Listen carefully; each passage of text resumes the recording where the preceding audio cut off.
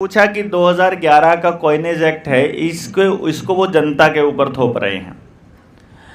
2011 के coinage act को देखना है तो एक बार उन तीन कृषि के खेती के तीनों कानूनों की तरफ आपको देखना पड़ेगा।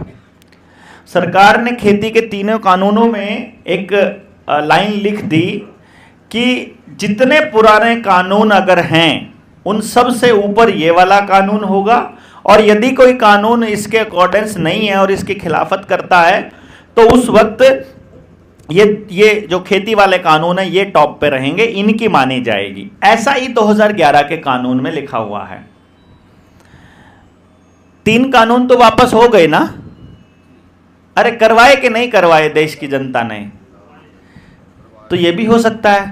पहली बात तो ये है, किसानों ने एक यकीन तो दिला दिया देश की जनता को कि संसद में पारित किया हुआ कानून वापस लिया जा सकता है यदि वो सत्य की अनुपालना नहीं कर रहा है। तो 2011 के कॉइनेज एक्ट में रुपए का कोई मानक का विवरण नहीं है, और मानक के बिना रुपया होता ही नहीं, कबाड़ होता है। देश की जनता को जब तक हम ये नहीं समझा पाएंगे कि जब तक रुपए का कोई स्टैंडर्ड नहीं है तब तक वो रुपया है ही नहीं, तब तक तो आप इसको लड़ाई ही कैसे लड़ोगे? तो पहले तो हमको यही मानना पड़ेगा कि ये झूठ का पुलिंदा है। 2011 का कॉइनेज एक्ट प्योर बकवास है। इसको तो वापस लेना भी पड़ेगा, नहीं भी लेना पड़ेगा, रुपए की परिभाषा तो सरकार को देनी ही पड़ेगी अगर कल को वो चलाते हैं तो। दूसरा, 2011 के कॉइनेज एक्ट को पास करते समय लोकसभा विधानसभा की कार्रवाई पूरी तरह से अमल में नहीं लाई गई। इसकी जानकारी आरटीआई के तहत हमने प्राप्त कर ली है।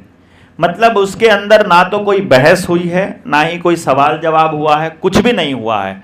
तो जिस प्रस्ताव को पास करते समय कोई सवाल ही नहीं आया, और जिस प्रस्ताव के लिए, जिस बिल के लिए जनता से पूछा ही नहीं गया, और जो उनकी मर्जी के खिलाफ है और जो संविधान के भी खिलाफ है, विधि के भी खिलाफ है, उस कानून को मानना ना मानना ये तो हमारे हाथ में है।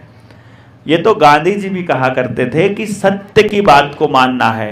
अगर कोई कानून देश के लिए हितकारी नहीं है, अगर उससे आवाम का नुकसान होता है, तो एक राष्ट्रभक्त को, एक देशभक्त को, एक देश के नागरिक का यह संवैधानिक कर्तव्य है कि वह उस कानून की अवहेलना करे और उस कानून को तोड़े।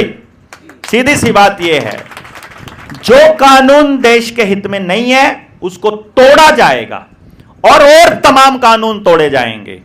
यूपीएसएसएफ वाले कानून की तरह बाकी के जो प्रॉपर्टी के एक्ट हैं, जो दूसरे कानून है, जिसमें क्षतिपूर्ति कानून है, जिसमें प्रॉपर्टीज को जोड़ रहे हैं वो लोग, जो सत्याग्रही लोग हैं, जो आंदोलनकारी लोग हैं, उनकी प्रॉपर्टीज को उनके केस के अंदर जोड़ रहे हैं, मिला करके कर रहे हैं। ये सब कानूनों को तोड़ा जाएगा आने वाले वक्त में, एक भी नहीं ठहरने वाला।